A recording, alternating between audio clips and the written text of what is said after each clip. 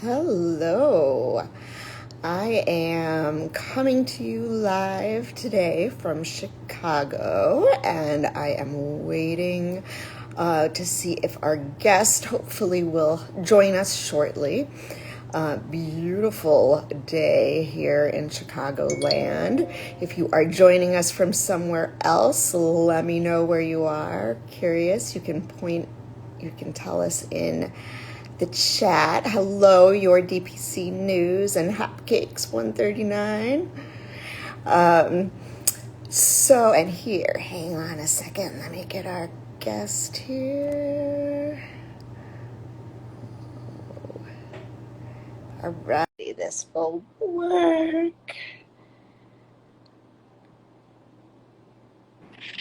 All right. Hello. Hello, how are you? Hi. How are you? Good to see you. Good. Welcome, welcome, welcome. And I want to just take this time to introduce my friend Rebecca Berens. She is a physician in Houston. And actually, Dr. Berens, I'll let you introduce yourself and tell everybody where you are and what you do. Yeah, sure. So I'm a family physician and IBCLC in Houston. I have a private direct primary care practice and lactation practice in the Houston Heights area. So kind of the north central side of Houston. Okay, great. And so this is a direct primary care practice, correct? Yes. And so for those of you who don't know what that means, that is a membership-based practice that is affordable and accessible and is an amazing way to take care of patients, where you can really spend time with them and get what needs to be done. Yeah. This is my couch back here. So this is where we have our long chats with patients. So Nice. it's really Nice. nice, much more comfortable and inviting, I think, than Yeah, the typical for sure. hamster wheel doctor's office. Yeah, absolutely. Well, if anybody has any questions, you can throw them into the chat while we talk. But I invited Dr. Berens onto our Instagram Live just to hear a little bit more about her story as a mom, as a breastfeeding mom, while working. She had a couple of different work situations throughout her different journeys, and how she got through them, pluses, minuses, challenges, and where she is now. So tell us, Dr. Berens, to start about your family unit. Yeah, so I'm married and I have two children. My son is almost 4 and my daughter is almost 2. Um, and so, yeah, I guess when I had my son, I was a little bit out of my element with the whole breastfeeding thing. I thought I knew a lot more than I did. And so, yeah, that experience with him kind of is what triggered me to go and learn more and become an IBCLC and better educate myself so I can better serve my patients. Yeah, I think a lot of people who go into breastfeeding medicine are people who either struggled themselves or realized how little they actually know when they did it themselves. Yeah. A pretty common story. So tell us how that first journey was for you and what you were doing work-wise at the time, and how that affected your breastfeeding journey. Yeah, so when I was pregnant with my son, I was about 32 weeks pregnant when we moved back home to Houston. We had been in Philadelphia where my husband was doing residency, and I was working in a health center there. But he got a great job offer down here back in Houston, and my parents were here, so we moved back. And I was about 32 weeks pregnant when we moved. So my job was at a medical school, academic position, family medicine in the Houston area. I was actually clinically working in one of the county clinics here, and I was also teaching residents and medical students.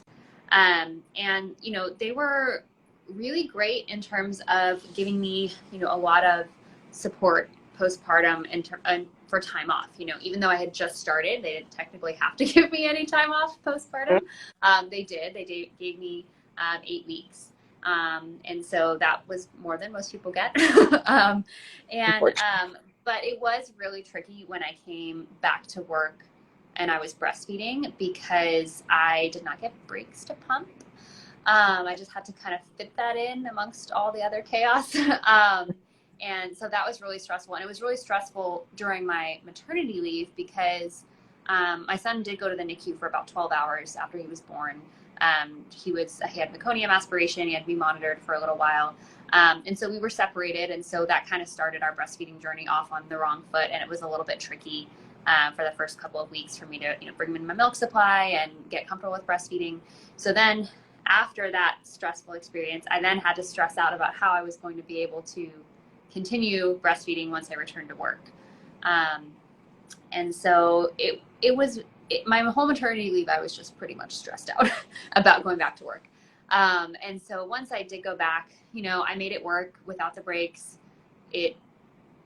I'm used to in family medicine clinics working constantly and just being like, go, go, go all day. And so I would, go take my pump breaks and sit at the computer and like respond to patient messages and call people back about results and try to make that time still productive. But it felt very exhausting because there was no time of the day where I was just off or had any white space, Yeah. Because my entire morning I had like a short in between patients. I had to just like find time to go pump and then come back and see the patients. And then I was my lunch break where I just worked and pumped.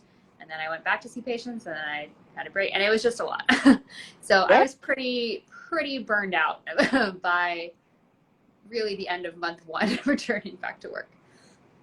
Yeah. I can imagine here you are, a first-time mom, pretty short maternity leave, if I do say so. Unfortunately, in the United States, it's only mandated for 6 weeks, I believe. Well, it's not even really mandated. Like if you've just started a job, like that was the thing. They didn't Right. have to give me any time. And they certainly didn't have to pay me. So I was very grateful that they did that. But I mean, yeah, it's just in the state of things in the US is there's not really any minimum requirement if Right. you've been working at a job for less than a year, and there's certainly no requirement to pay. So. Right. Definitely no guarantee of paid. Some employers are better than others, but so, you didn't even have time to just figure out how to do things even without being at work, and then you transition back to work in a not so supportive situation and have to figure that out as well. I can imagine it was horribly stressful. Do you feel like you figured it out, or how Yeah, did? I definitely figured it out. And I mean, even though I didn't have breaks, like there was at least space for me to pump.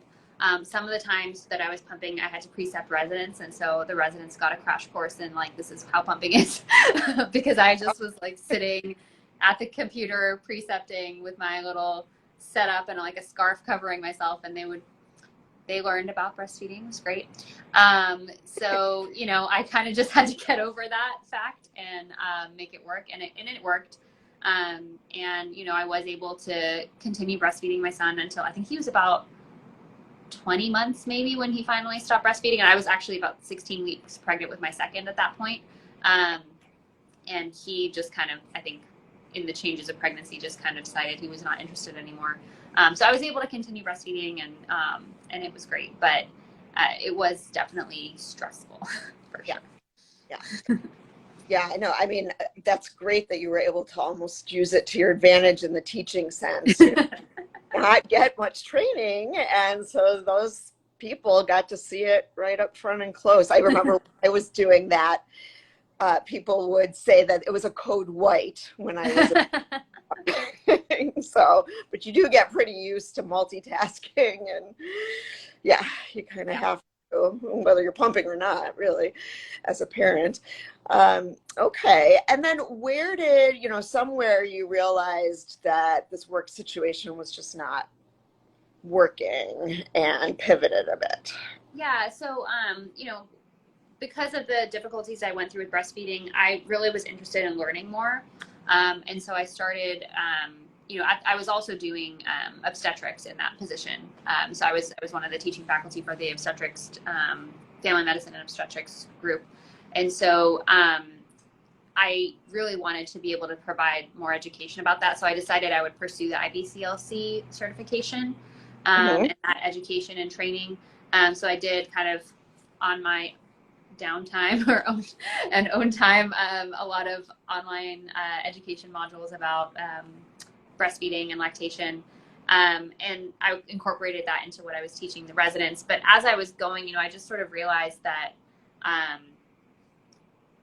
there was a lot that I had then to offer and share with patients, but I wasn't really in an environment where I could use it, because it was just, if you're booked every 10 to 20 minutes, you can't do a lactation consult in that amount of time. Like, it's just, you really cannot thoroughly evaluate any sort of breastfeeding situation in that short space of time.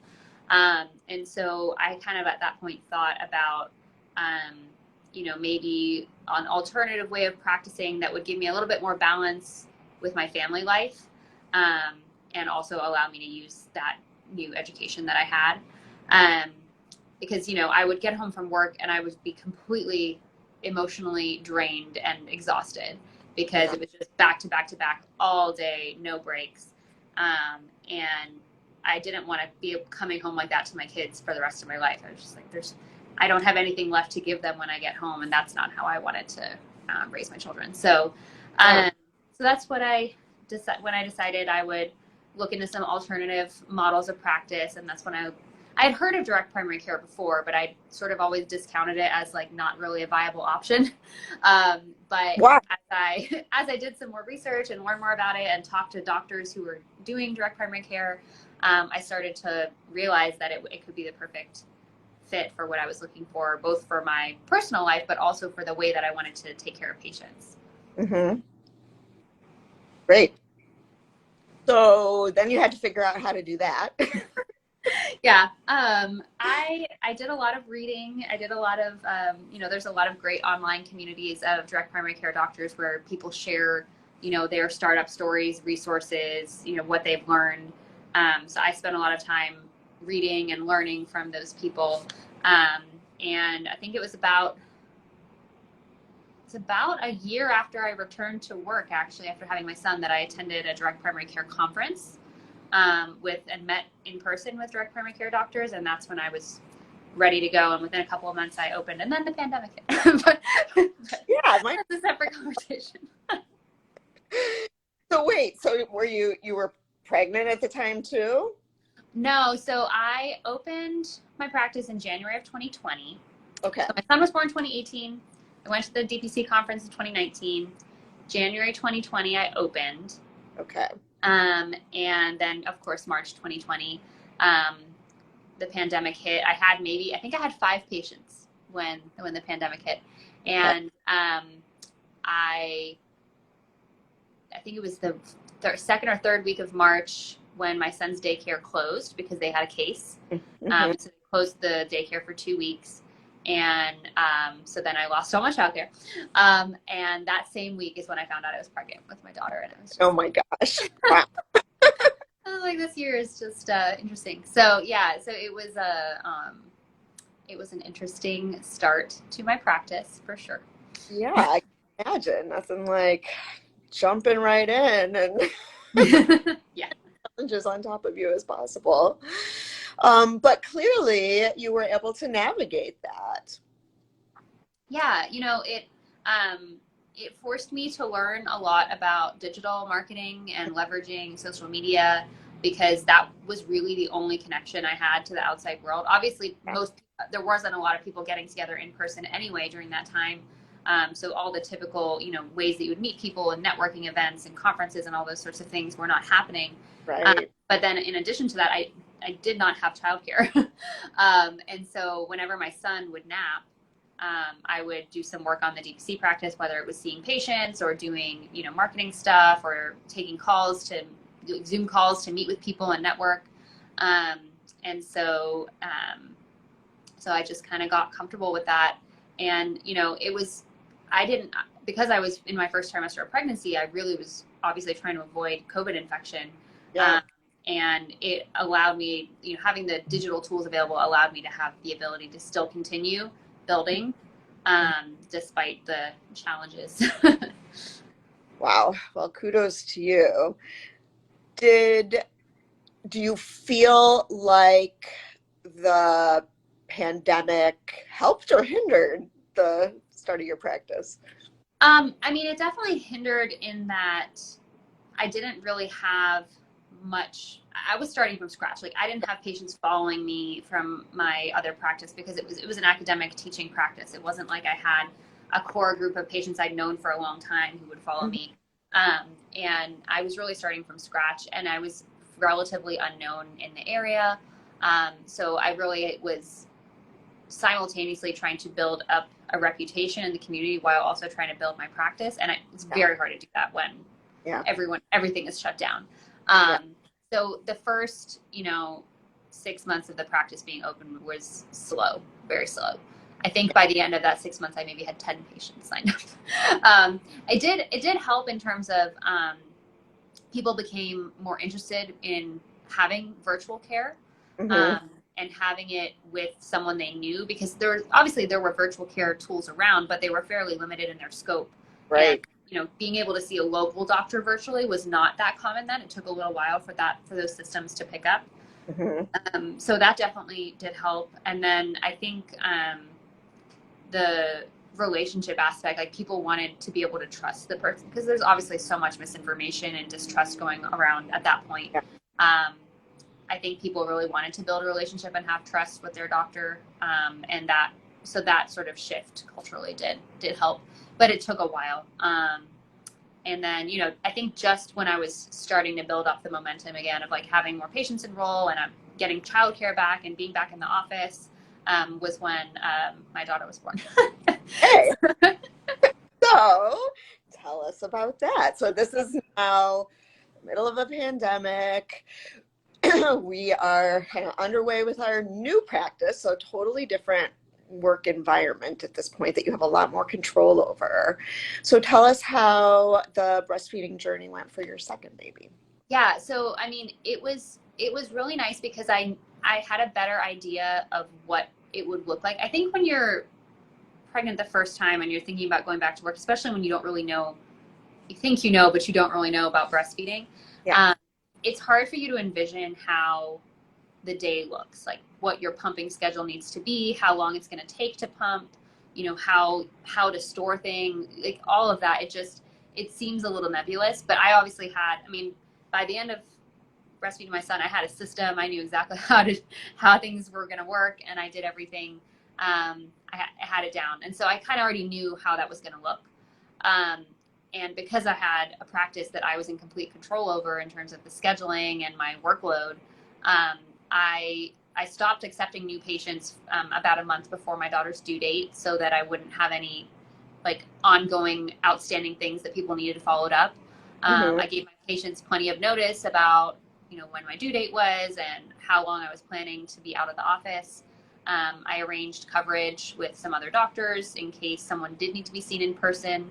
And then I continued seeing people virtually as needed, or just texting them or whatever when they had questions. But for the most part, we got everyone's stuff under control before I went out, and then it was really just like 6 sick visits and stuff that were coming up between then and when I returned from maternity leave. But yeah, I kind of already knew how I needed my schedule to look, and so I was able to put my schedule with the blocks already in place for the pump breaks, um, and control the flow of new patients to Yeah. meet the time availability that I had. Yeah. So it ended up being much easier and less stressful than the first time around. Yeah. I mean, that's great that you had that opportunity to pivot and figure out how make a job that would work for you, to create a job that would work for you. And many people, unfortunately, don't have that opportunity and maybe don't realize what they are, uh, what laws are out there to support Mm-hmm. breast moms.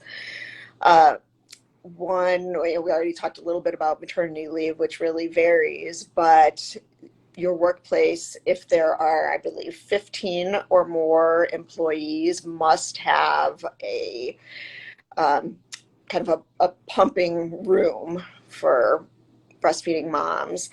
And if yours doesn't, then you need to advocate for yourself. And even if it doesn't happen for you, it would hopefully happen for the people after you. A lot of people either don't know that these laws exist or know about it and try to skirt around it. And it's really, really important for us to make sure that women and mothers and breastfeeding mothers, that we are advocating for ourselves and each other, so that we can make these things work, make work and having family at least a little bit easier. Yeah. And I mean, it just, I think when you're a workplace that does take this into account, even if you don't legally have to, if you do it, like the person that you've taken on who has become a parent, like they obviously are already of value to your organization in some way. And it's going to be much more expensive for you to replace them than to accommodate them for a time limited period. Like it just, especially when you're talking about a physician, it's very expensive to replace a physician. And it just makes all the difference in the world when you show that person that you value their contribution to the organization by accommodating them when it's necessary. I mean, I've had coworkers in the past, also physicians who had surgery, for example, and weren't able to maybe walk around as quickly, and their schedules were adjusted to accommodate such things. And it's really not that difficult to make these short-term accommodations for the end goal of keeping this person in your organization long-term, regardless of whether the law forces you to do it or not. Right, absolutely. It makes business sense to do it, And that employee is more likely to be devoted to you as an employer too, if you are providing, if you're treating them like a human. Yeah. And that's the thing, like, when I got to the point of hiring in my organization, like I wasn't looking for any specific person, but I did think, this is a great job for another parent who's trying to balance their home and work life, because that's what I'm trying to do. And, I try to extend to the people working with me what I would want if I were employed, understanding and flexibility when kid stuff comes up, whether that's needing a pump break or daycare sends the kid home because they have a fever and you need to make adjustments in the day. Like you can make it work if you want to, and the people working with you appreciate it and feel more loyalty and devotion to the organization. Especially right now, it's so hard to keep people hired. It's not like there's a lot of, if you're a worker, you have a lot more options than employers do right now. You have a lot more leverage. And so I think advocating for what you need, and if the organization values you, they will provide it to you. Yeah. And so, that's something I'm sure you also are working a lot on this with the patients that you see. But whenever I see someone for a lactation consult, I always ask about their plans for returning to work. And I'll do even like a separate back to work planning visit when we get to that point, just to make sure that, because I kind of know what the breaks will need to look like. I just kind of have them run me through their day-to-day schedule at work, and then I figure out where the pump breaks probably are going to fit best and help them with navigating all the little things that might come up when they're trying to advocate for that, and providing them with the laws too. Super helpful. That's great. I mean, what a wonderful resource you are for your patients who may not even realize that they should be thinking about that. And that's something that I think I find that breastfeeding moms need to know what resources are out there, and knowing that breastfeeding medicine doctors and lactation consultants and doulas and midwives and sometimes OBs and pediatricians and family docs, if they've learned more about these things, can help. But kind of having your team prepared and realizing, looking forward to the challenges that may come is really, really useful. So curious, having gone through this with 2 babies and, navigating work and breastfeeding and being a mom and having a family and all of these things, What is the number one breastfeeding tip that you either give moms or would like moms who are listening today to hear, or docs that are listening today, so that they know a little bit more about how to counsel their own patients? Yeah, so I always recommend having a prenatal consult about breastfeeding if it's something that's very important to you. Like some people are like, take it or leave it. If it works out, great. Otherwise, I don't care. That's fine. But if you are like very strongly wanting to breastfeed exclusively, I do recommend having a consult, because there's so many things that can come up that can make breastfeeding more difficult. And if you have a plan in place for all those contingencies, it just makes it so much easier. Like a lot of the people that I see maybe at week 2 plus who are having difficulty, it's because there was something that happened that was unexpected, and they didn't know what to do. And so now we're playing catch up. It's so much easier to anticipate, okay, if this happens, do this. If this happens, do this. And then you're starting ahead. Even if there's a challenge, you're starting from ahead, And I mean, this was what happened with me and my son. He was born, they about 4 hours later brought me a pump, and they were like, here, pump. And I was like, okay. And I didn't really know what I was doing. I didn't know about hand expression. I didn't understand what was a normal amount of colostrum to expect to see, or how to best express that or save it or anything. And because I was not expecting him to go to the NICU. I'd had a fairly uneventful pregnancy up at that point. And so that's just the sort of things that I like to go through with people at a prenatal consult. The other thing is, I do think it's also helpful if you can see, and I know this is a limited resource, but if you can see a physician who is well-versed in lactation, because they can medically review your case and see, do you have any risk factors for delayed onset of lactation, or, red flags for potential low supply, because again, then you're at least aware, and you can do everything that you can to optimize that, but you also don't feel so much like a failure if something doesn't work out, because you understand the medical case in addition to the logistical side of things. And so, there's a lot of hormonal or structural things that can affect your milk production. And so being able to kind of have someone review that ahead of time and say, these are some risk factors that you have. Here are some ways that we can try to optimize as much as possible. And just starting prepared, Right. Yeah. And again, it's all about that team and being prepared. Because I imagine even if you are not physically in the hospital taking care of that mom who just gave birth, if you already have a relationship with them, they can probably call you even, at 2:00 in the afternoon on a Sunday after they have their baby, saying, okay, they just wheeled in the pump.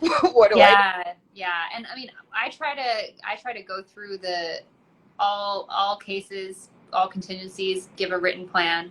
But of course, unexpected things still come up, and they can just call me. I've gotten several calls from the hospital, like, oh my gosh, this happened. What do I do? And we're able to adjust the plan, and it definitely helps a lot. Yeah, that's great. What do you think is the number one breastfeeding question that you get asked as a breastfeeding medicine doc? I think, the most common concern that people have, I guess, is the baby getting enough milk, and how do I know?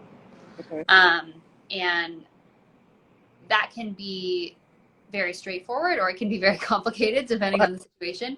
But I think that's the most common worry that people have. And so it's being able to know what you're tracking in terms of the baby's growth and output, because people, I think in the U.S. in particular, we have a very strong desire to measure everything. Yeah. So when there's this immeasurable substance that's being directly transferred to the baby, and you can't know how much it was, that's very anxiety provoking.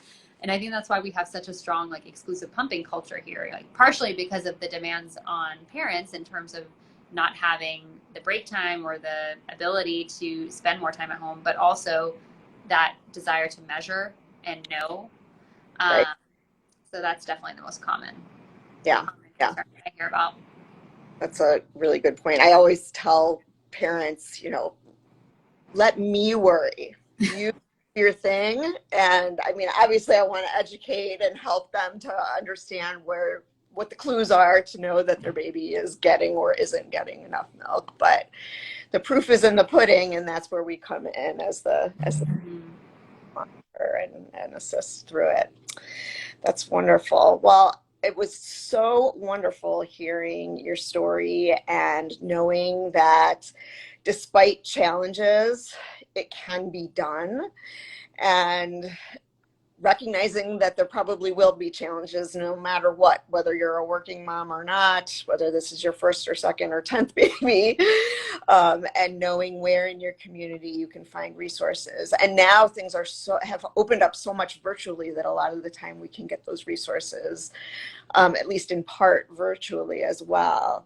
So if any of our listeners, watchers today want to reach out to you for either your family practice services or your breastfeeding services, how can they reach you and find you?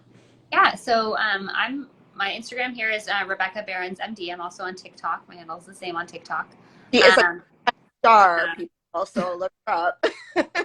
My website is in my bio, but it's www.vidafamilydpc.com. And so I actually have direct scheduling on my website for lactation consults, and then also enrollment in the practice is also directly available on the website as well.